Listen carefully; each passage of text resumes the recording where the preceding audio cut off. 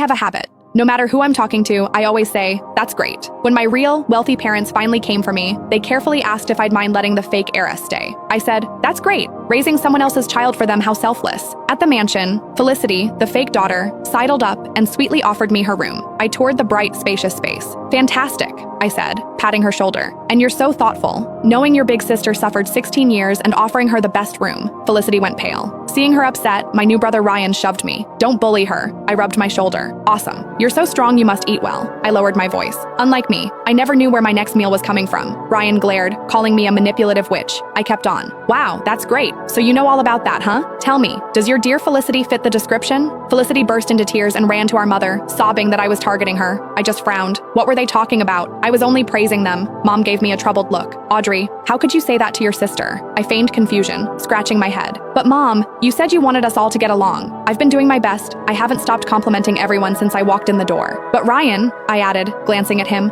he came right at me, showing off his muscles. He bruised my shoulder. I slipped off my jacket. Underneath, the fresh mark from Ryan's shove was visible, but so was a constellation of older, faded scars from years of abuse. At the sight of the old scars, my mother gasped. Ryan just stared, completely at a loss. I had no idea your life was so hard. His eyes were wide and guileless, reminding me of a kitten I had once. I couldn't help myself. I stood on my toes, patted his head and said, that's great, so now you know, right? He just stared, then nodded dumbly. A moment later, he was eagerly hauling my luggage into Felicity's room. Felicity stomped her foot, grabbing his arm. Ryan, are you taking her side against me? He scratched his head, looking flustered. Felicity, she's not an outsider. She's Mom and Dad's real daughter. Besides, he added, didn't you just offer her the room? Felicity clearly hadn't expected this. She ran to Mom, her eyes welling with tears. Mom, I want to be nice to my sister, I really do, but this room, I have so many memories here. Before Mom could say a word, I cut in. Mom, if my sister doesn't genuinely want me to have her room, that's fine. I can stay somewhere else. As long as we're all together as a family, it doesn't matter where I sleep. A wave of emotion washed over my mother's face. She stroked my hair, calling me a good, sweet girl, then ordered Ryan to move my things back to the small guest room. As he dutifully wrestled with my suitcase, I clapped him on the shoulder. You're doing great, Ryan. The praise seemed to energize him. He practically carried my luggage back to my new room. I glanced over my shoulder. Felicity stood frozen in place, guarding her prize. She looked like she'd won, but also, somehow, like she hadn't. But guilt is a fleeting emotion, while 16 years of affection is a bond not easily broken. All Felicity had to do was squeeze out a single tear, and Mom and Ryan would flock to her side.